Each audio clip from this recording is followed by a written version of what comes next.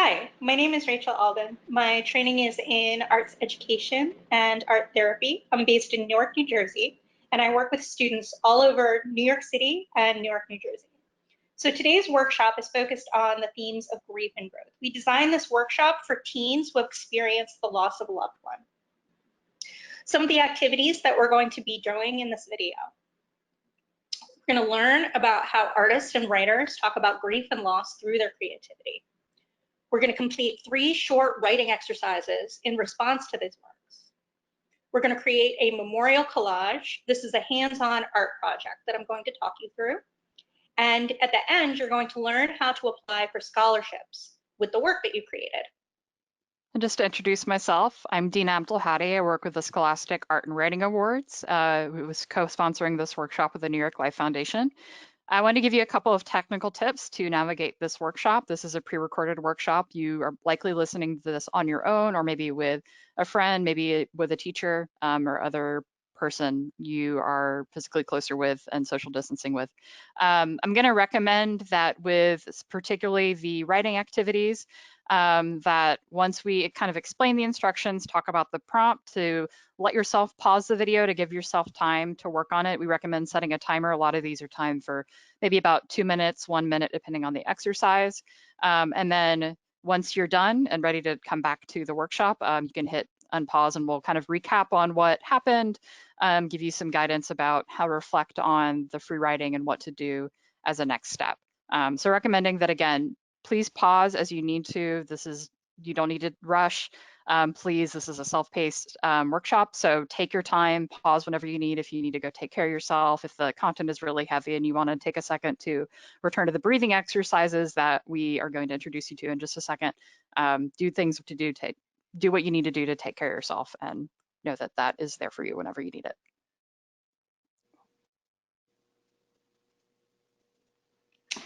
So first I want to say that we're so sorry that you've lost somebody that's close to you. While we can't know what you're thinking or feeling right now, we do want you to know that we have been there. We've also lost people who we love too. So I'd like to start today with a moment of silence to honor our loved ones who have brought us here together today. You can use this moment to set an intention for this workshop, set a dedication for this workshop. You can think about the person that has died, or you can just sit quietly for a moment.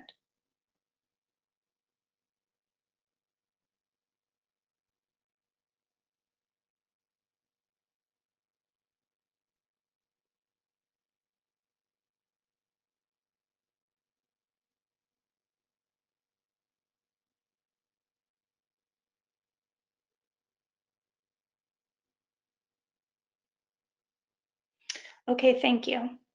The next thing that I want to show you is a deep breathing exercise. So it's really helpful to learn how to focus on our breath and to practice deep breathing for a number of reasons. The first thing that we can do when we are doing breathing exercises and focusing on our breath is to create a calm atmosphere, both in the room, the energy around us, and also in our bodies. So when we're going through difficult emotions, it's very typical for us to feel some physical sensations. Maybe it's a tightness in the chest. Maybe it's a feeling of butterflies in the stomach, or nausea, or uncomfortable feelings. When we're stressed out, all of those things are very normal to have those biological responses. And by focusing on our breathing, by learning how to control our breath and breathe deeply, we can settle our system. We can settle our nervous system. So the technique I'm going to teach you today is called the 4-7-8 breathing technique. The whole idea is that we're really creating important exhale to let it all out. The way that you do this, you're really going to inhale for a count of 4, hold for a count of 7, and then exhale for a count of 8. Okay, I'm going to demonstrate it once, and then I'm going to talk you through it 3 times. Okay. So the first thing you want to do is empty your lungs of air. When you inhale through the nose, you're going to do it quietly for that count of 4. And I want you to make sure, you can put your hand, one hand on your belly and one hand up here. And what I want you to make sure is that your belly is the part that's expanding.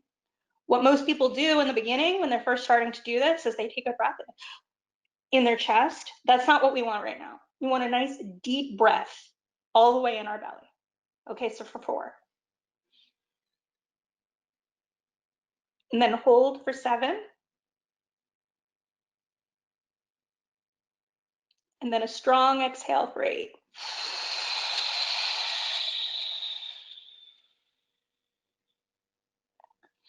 Now I want you to try it. And I'm going to talk you through it 3 times, like I said. Then we'll see if you feel any different after you've done it 3 times. So you're going to go in, 2, 3, 4. Now hold your breath. 2, 3, 4, 5, 6, 7. Now exhale. 2, 3, 4, 5, 6, 7, 8. Good. 2 more cycles. Inhale. 2, 3, 4. Hold. 2, 3, 4, 5, 6, 7. Exhale. 2, 3, 4, 5, 6, 7, 8. Last time. Inhale. 2, 3, 4. Hold. 2, 3, 4, 5, 6, 7. Exhale. 2, 3, 4, 5, 6, 7, 8.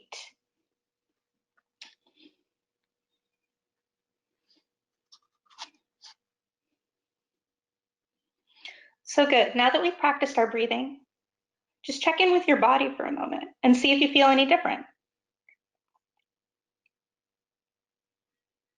Now we're going to move on to the next slide and look at our first artist of the day. So the first artist we're going to look at today, her name is Caledonia Curry, and she goes by the name Swoon. She's from Brooklyn, New York, and her work often addresses social and environmental issues. So the work that you're looking at here on your screen, and I invite you while we're doing, after I speak through this, maybe you want to pause the video and take a closer look because there's a lot of detail in this image, in these images. The work that's up right now is called Submerged Motherlands, and this is a installation exhibition that was presented at the Brooklyn Museum in 2014.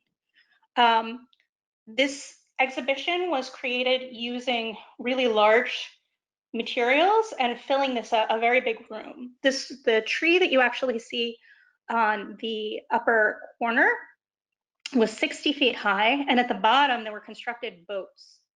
And throughout the whole thing, which you could walk through and underneath and in these little cavernous rooms, was filled with paper cuts and prints of illustrations of drawings that Swoon created. So when she first started this exhibition, Submerged Motherlands, the name and the theme of this show was about communities and individuals who are displaced from their motherlands, where they come from, because of climate change. So maybe there's a hurricane or a flood, and their area is destroyed. Now, while she was actually working on this installation, her mother got very sick and she died. And for Swoon, the artist, this work took on a second meaning. Submerged Motherlands was no longer just about being separated from our homeland and from our motherland from climate change, but also separated from our mother and our loved ones through death. If you look closely at the picture on the right-hand side of the screen here, some of the prints are of illustrations. They were probably based on photographs of Swoon and her mother throughout different phases of their life cycle.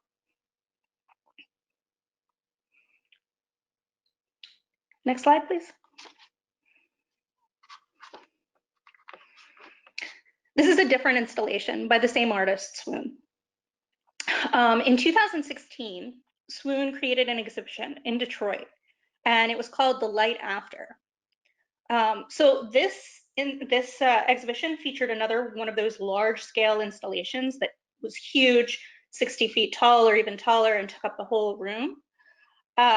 And she also included a lot more of those portraits, some of which you'll see, have a lot in common with the ones from the Brooklyn Museum installation. But the concept of this show, called The Light After, was really directly dealing with that loss of her mother and about death. So she gave this quote, which was included in the press release, which I'm going to read to you now. So this is the quote from Swoon. "When my mother passed away in 2013, I was asleep at the time. I awoke inside a dream to see falling snow. The snow started to open up into blossoms of light as it passed through my body, and it carried with it my mother's voice. I woke up knowing that my mother had passed away, but I felt a little crazy for believing such a thing possible. My sister called shortly to confirm that my mom had indeed passed. In the years following this intensely strange and profound experience, I discovered through research that it was a rare but existent phenomenon called the empathic death experience." So next slide. So in this exhibition, Swoon was dealing with that idea of, really unpacking her grief, and really examining what it meant to be separated, but having this shared experience of the moment when somebody dies. And she included, again, if you look to the right, you'll see this is probably based on the same print, but of Swoon's mother and herself during different phases of the life cycle. But if you look carefully, there's some added detail, and this time it's in color. And around it, you have more of those paper cuts, and other images. So she's really getting more fully invested in exploring these themes. And I wanted to highlight that for you and show it to you because, our grief is a process. And so many times what an artist will do is they'll create something exploring their grief, expressing their grief, and then later on revisit that same subject. Because like our emotions are a process, and our art is a process as well. You might make something today that is about your person who you've lost and put it away, and then come back to it in the future. You also might make something today that feels unfinished and come back to that one specific piece that you start today and finish it later. And all of that's okay. That's part of our grief process.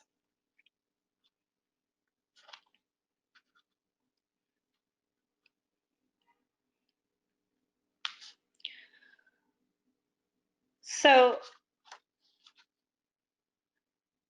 here are a few more images from the Light After, of different people, different portraits. I want you to take a moment to look carefully at these portraits and reflect on the question that you see at the bottom of your screen. Do any of them stand out for you, and why? If you are watching this video with another person, either a family member or a classmate or an adult, maybe you want to pause the video and have a conversation looking carefully at these photos. Otherwise, you might want to jot them down for yourself or just quietly reflect. If you're watching this on a small device, these images might be small. You may want to either screenshot them and blow them up so that you can look at them in more detail.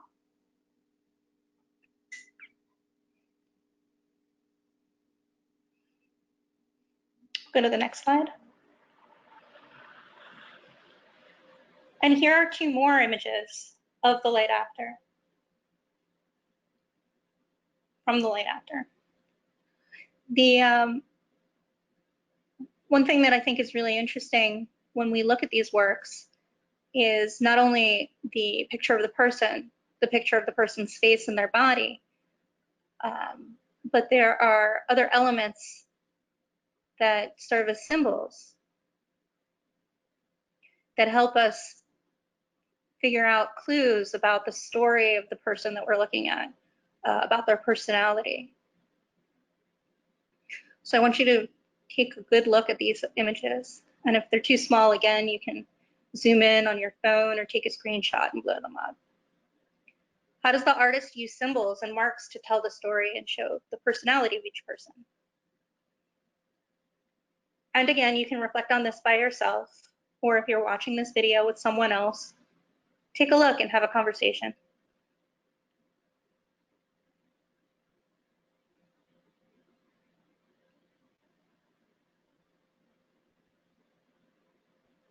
Next slide, please. These last two images are from the making of this exhibition, and they were provided by Swoon Studio. We thought that they were really interesting to see. First of all, it gives you an idea of the size of these installations, right? They take up these very enormous spaces, and see how big these portraits are and these cutouts are.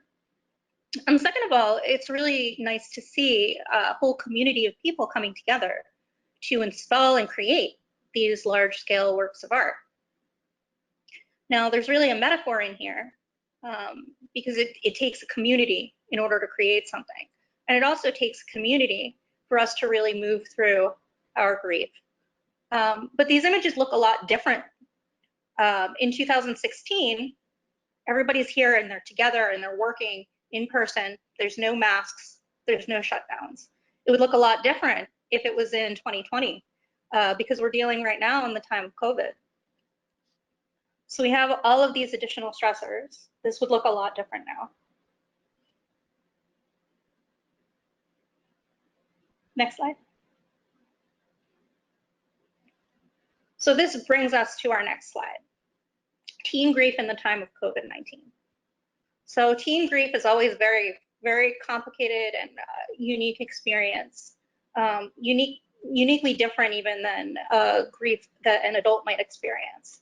But especially in the time of COVID, in a time when we're experiencing all kinds of new precautions and stressors, and threats to our physical and emotional health, it can be that much more complicated. So in working with students, some of the common challenges that we've seen with teenagers during COVID-19. You have a lot of teenagers who are feeling stress about the physical distance from their friends. It's hard for many teens who are schooling from home, or they have an inconsistent or an unusual schedule. There's a loss of favorite passions and activities like arts and sports. So, meaning because a lot of times we normally get together for classes or, you know, if we sing in a chorus or play an instrument and sports teams, and a lot of those gatherings are restricted at this time, which can be particularly hard for teenagers. Many teenagers are experiencing a loss of their milestones and celebrations, like prom and graduation and some of their birthday parties. There's also a lot of concern and additional stress about the racial inequities and violence in the country. Many teens are worried about their loved ones becoming sick, being unable to see loved ones who are sick. So all of these are really common stressors right now, making a hard time even harder for many people. But what we wanted to point out to you today was that since we are living in a really unique time, there are some opportunities to find a creative outlet, and that can help. Actually, I want to point out the two images on this slide. These are two student images created by students who have participated in the Scholastic Arts and Writing program. So during COVID-19, art making and writing during this time can help us deal with some stressors because it's a way to express all of our emotions, and it's a way to organize our thoughts. But there's another reason why it's a good idea for us to be creating and writing and making art at this time, and that's because in the future, it can serve as a record of what the time was like.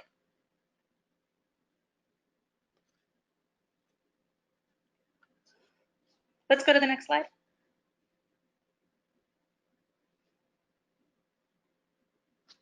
So because we're working with Scholastic, we have access to an enormous archive of teen writing and art, spanning back 100 years. And one thing, as we were going through the archives in preparation for the workshop, we were really struck by this poem. This poem was written by Marjorie Lederer in 1939. And at the time, Marjorie was a high school student. Now, in 1939, the United States was just at the beginning of the World War II and during the Great Depression. Marjorie Lederer, who actually as an adult went on to be a published professional poet, wrote this in high school. So I'm going to read it to you. It's also up on your screen. If it's a little bit small, you can zoom in, which is what I'm doing right now, or you can just listen to my reading. The title of this poem is called Remember Now. Remember now how dark it was that night when you sat in your chair and I in mine, and you said, "How are you?" And I said, "Fine." And then we spoke about the speed of light and how New York would profit by the fair. And then we talked for a half an hour more of economic problems, books, and war, and what Antoine is doing with her hair. Remember how suddenly we found that all of our words and thoughts were caught inside, and how they stuffed our throats each time we tried to make the slightest semblance of sound? And how the silence gave us both away by saying things we hadn't dared to say. So what we really enjoyed about this poem is that although it only mentions a few things about what's going on in the country, Marjorie really gives us insight into what it felt like for her as a teenager during this really unique time period in the United States. And during COVID, we expect that we're going to have some really unusual, unique feelings because we're living in a really unusual and unique time. So this brings us to our first prompt of the day, our first free write, which is, how would you remember now? The rules for our free writes are very simple.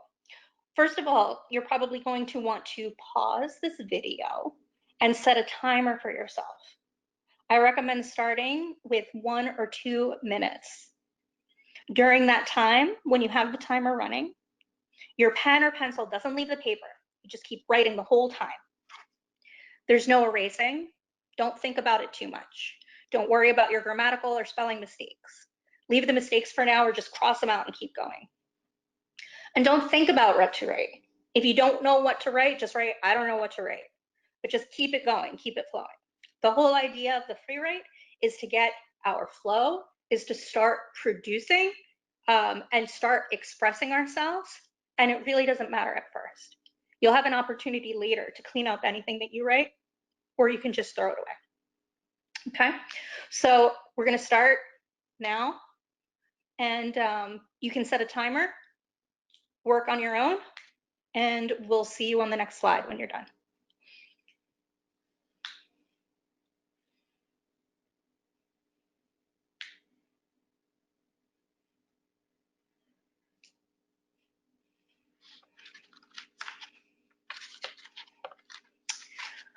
So this brings us to our next artist of the day.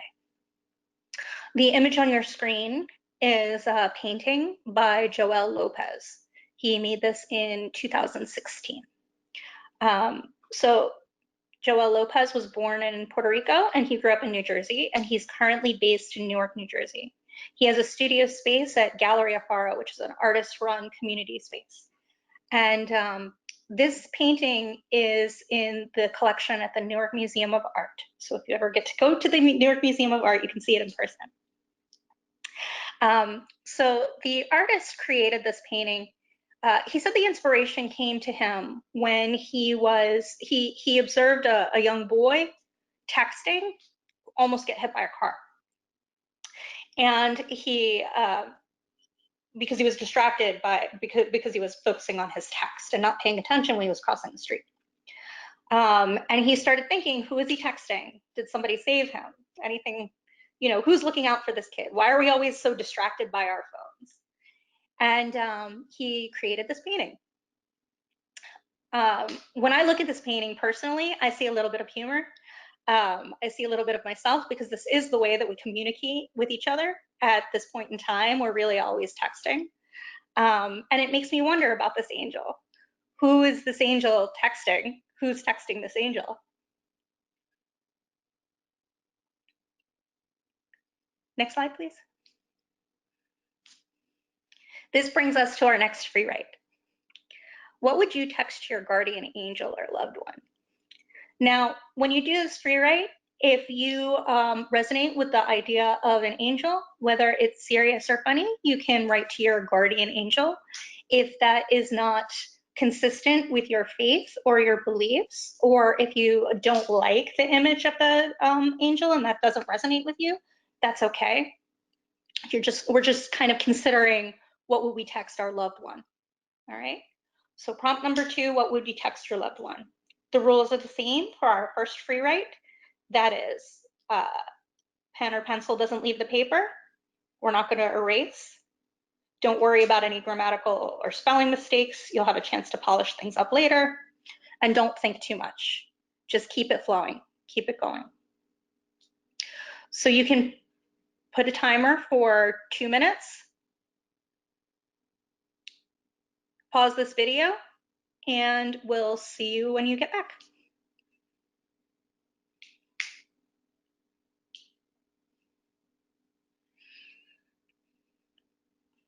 So this is the third prompt of the day. We're looking at the same image of Joel Lopez, guardian angel, millennial guardian angel. I also want to highlight, there's an image on the bottom, which was, it's a student artwork. So if you are inspired by that student artwork, you can feel free to use that as your inspiration. But this prompt, the third prompt, is, what do you imagine your guardian angel or loved one would text back to you? So the first one was, what would you say to your loved one? And this one is, what would your loved one text back to you? So the rules are the same. Your pen or pencil doesn't leave the paper. No erasing. Don't think about it too much.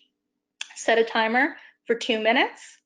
Pause the video, and we'll see you on the next slide when we get back.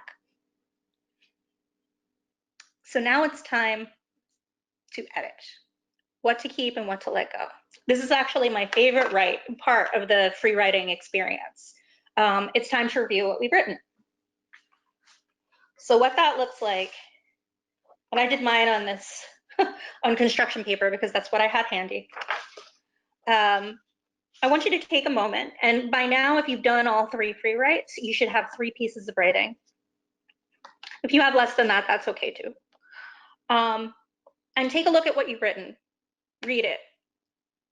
And I want you to mark what you like, what you want to keep.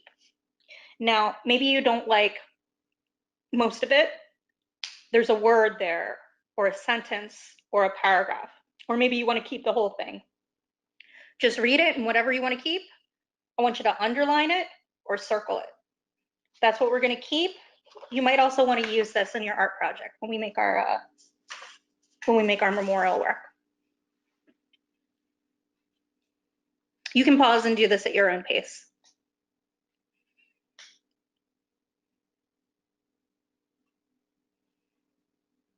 Hi, so now it's time for us to work on our hands-on art project, our memorial collage. So what you see on your screen is the example that I made for today's project, and I have it here with me. When we're doing a memorial collage, really what we're thinking about is the person, our person, and how either we want to commemorate them, how we want to create something dedicated to them, or maybe dedicated to our process during this time. Whatever you would like to do is great. What I chose to, and we're going to be using really simple materials that you can find around the house. What I chose to do, first of all, I worked with a catalog that I got in the mail, like a magazine, and I found a lot of the imagery that I used. What I didn't find, I took some construction paper and I cut And I even used one line from my free write. Okay. Then I went in and I altered some of the pictures using Sharpie markers to kind of change them up and make them different. I'm going to be giving you some tips for how to create your own work. Also on the next slide, we have a materials list of recommended materials for you to gather.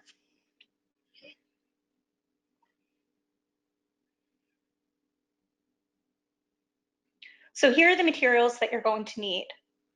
A paper or a poster board to collage on. I want to point out that if you don't have a large poster or piece of paper, you can take two and maybe tape them together or glue them together. That's what I did because I didn't have a large piece of paper, so I just taped them in the back, and you can't even tell from the front. Whatever you have, you can work with. You need some magazines or a catalog, maybe something that, like a brochure that came in the mail for you to start gathering some imagery from. You might want to have construction paper or tissue paper if you'd like to incorporate that, and that's something that you might have around your house. You do need scissors. You do need a glue stick. If there's any other kind of embellishments that you want to add that you have on hand, feel free to use things like stickers or decorative papers, stamps, ribbons, any kind of other element that you have on hand that you'd like to use is great. And then a lot of people, when they're doing work like this, like to use personal items such as photos or fabric scraps, meaningful papers if available. Now, I do want to note that if you have those things that you want to include in your collage, make sure it's okay with your family to use it.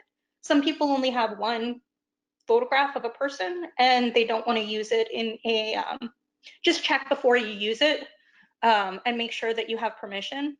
If you don't, you may want to use that photo as a reference photo and create a drawing. That's actually, I believe, what Swoon did with all of those pictures of illustrations of her mother. They're probably based on photos that are from her family.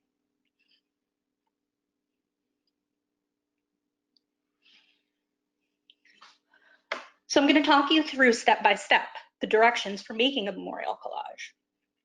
The first thing that I want you to do is consider your theme. Think about some of the ideas that have come up with you during the session. How do you remember your loved ones? The second thing that you need to do is to start to collect your imagery. You can look through all of the materials that you have on hand and lay them out. You can consider if you want to include drawings or cut paper collage or text or the personal items like we detailed on the previous slide. Then the next step is to really start to compose your collage. So you have your base paper, start to lay everything out on that paper. Once you have an idea of what you want it to look like and you're satisfied, start gluing it down. And then afterwards, you can add any finishing touches to your piece. You can go back and find more materials and add that. I shared that what I did was I took a Sharpie marker and I altered many of the photos because even though I liked those photos, they weren't exactly what I wanted. And so I changed them using my own markers. So you should pause this video for reference so that you know. To make mine, it took about an hour and a half. If that is the amount of time that you'd like to work for, you could set a timer, but you definitely don't need to. If you want to finish in a shorter amount of time, that's okay. If you want to extend that time and keep working for a longer time, then that's okay too. This is completely self-paced and there's no time requirement.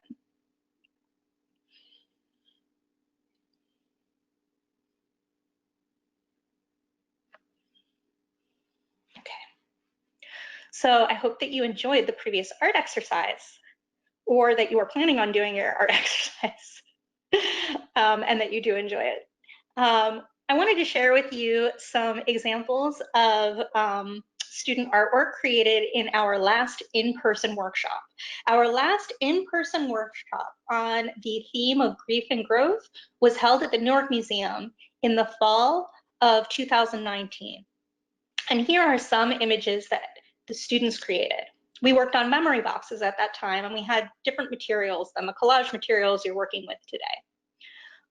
So you'll notice on the screen, some students chose to decorate their boxes with sort of right here, these are clouds. And then the other one is really a landscape. And it doesn't, neither of them have a figure or a person, but they really serve to express a feeling.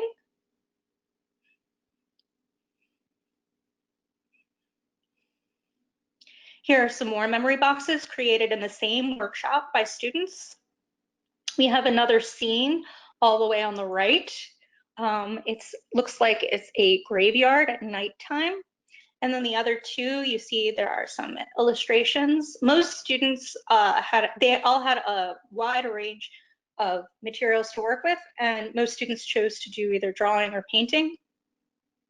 So some people chose to illustrate and include characters, and they also used some images of other objects to serve as symbols. So while it's probably going to be some time before we can meet together for an in-person workshop, there may be opportunities for us to talk about and share the artwork that you've been creating. And now Dina is going to explain to you some of the upcoming opportunities that you will have to share your work so that we can see it. Thanks again, Rachel, for guiding us through all of those wonderful exercises. I hope that you'll take them with you and use the techniques you learned about editing and the creative process to work on what you started today or to apply to other things you're already working on. So I do want to encourage you to apply for the New York Life Award with any work that you create from either this workshop or other work you're creating on the themes of grief and bereavement and loss. We have a scholarship and award specifically for works by teens on these topics. And it's a really great way to share your story and your experiences with your peers because we have an online gallery, we have publications and other ways to highlight your work to your peers who, you know, as we've discussed, the experience of grief by teens is really unique. And although you can read, you know, memoirs by adults or art and writing by adults that we've discussed today, I think it's really different to read it from your peers just because you have unique experiences. Being a teenager is really tough. There's a lot of coming into yourself and learning who you are. And then layering grief on top of that is a particularly difficult and unique experience. So being able to share it with other people can help heal your own self and being able to share your story and feeling like you don't have to hold on or keep it a secret or that no one wants to hear about it. It can be really relieving to be able to share that, but also it might help support other young people who've not really seen their experiences reflected in art or writing by adults or by other peers. So adding your voice to that kind of story and collage is really important. And we also want to help support you in your general creative practice and potentially in going to college if that's something you're interested in doing. These scholarships can be up to $1,000 for the national level or $500 for the state level if you live in New Jersey, Michigan, Mississippi, Montana, or New Mexico. If you live in any of those 5 states, the New York Life Foundation is particularly interested in getting or seeing your work, and those offer state level scholarships for that. So how to enter. It's a pretty simple process. You apply through the Scholastic Art and Writing Awards, which has many categories of art and writing. So any type of art or writing you create, we have a category for you. And we're part of the nation's longest running, most prestigious recognition program for creative teens. Again, we're almost 100 years old. That's why we have, you know, really long archives of what teens were experiencing during World War II. If you're interested in applying, we have the link written out in the slide right here, but I'm also going to link it below in the text box. It'll give you information on what kind of deadlines you need to follow, personal statement guidance of writing a personal statement that talks about the experiences behind your work and what you hope people will get out of it. And yeah, we just want to encourage you to look below for more information if you're interested in that, or also if you just want to see other work created by teens on the topic of grief and loss. We also have on this page some additional activities, publications that are, if you're interested in exploring this topic more and you want some writing, extra writing prompts or art activities, they're there for you to explore on your own time. So I won't go through all these dates right now, but just to give you an idea of the timeline for this, our deadlines at the local level start closing on December 1st, although they vary by region. So you should definitely visit our website and the link that I just mentioned for the New York Life Award to look up your local deadline by zip code and see what it is. But if you have your work ready and applied by December 1st, no matter where you live, you are definitely early, and if not, on time. So I would recommend you doing it earlier rather than later, so we can help you if there are any issues that come up in the application process. We have a customer service line. There are questions that aren't answered on our website for you. And then we announce in the spring the recipients of these awards, and then also publish the work on our website. And then we have a national ceremony sometime during the summer to highlight all the students who've received these awards, and you get to hear from students about what the work means to them. So it's a really great opportunity to share your work with a larger platform, and also just have your work published. As a person who is young and interested in art or writing, having that as like something for your resume or college applications is also like really helpful. I myself am a recipient, or I guess an alumni of the Scholastic Art and Writing Awards, and I know being published in Best Teen Writing was really inspiring me as an adult to continue writing. That early acknowledgement of my creative practice and the ideas that I had to share, just that encouragement and acknowledgement was really important to me. And I hope it can be an important experience for you as well. Lastly, I want to thank again our sponsor, the New York Life Foundation. In addition to sponsoring creative programs like us, they also provide a lot of mental health resources and in-person and I guess online support groups, particularly for teens and young adults. So their website, which I will again link in the text description below for the video, has a lot of great resources for mental health, specifically for young people about going through grief and bereavement, as well as organizations in your area that if you're interested in exploring this topic and you want support either for you or someone you know, they're really great resources to reach out to get support from people who are really experienced on talking about these topics, because they're really intense and heavy, and it's nice to have people who are really thinking about how to hold space for particularly young people, and also particularly in this time. They're doing a lot of work to step up for COVID, and really hope you take advantage of some of those resources. So with that, I want to thank you again for joining us. Sorry we couldn't see you in person today, but I hope some of these exercises are helpful and that you can share it with friends and try to collaborate in ways that you can during this time, and that this is like a evergreen resource that you can come back to and talk about with your loved ones. And again, my name is Dina. I'm really glad to be here with you today. Again, I really encourage you to check out all the resources that are going to be linked below if you're interested in exploring other activities that we have on our website, or potentially signing up for an in-person workshop online, or not in-person, live workshop, an interactive version of something like what we went through today. Thank you so much, and we hope that we can connect again in the future.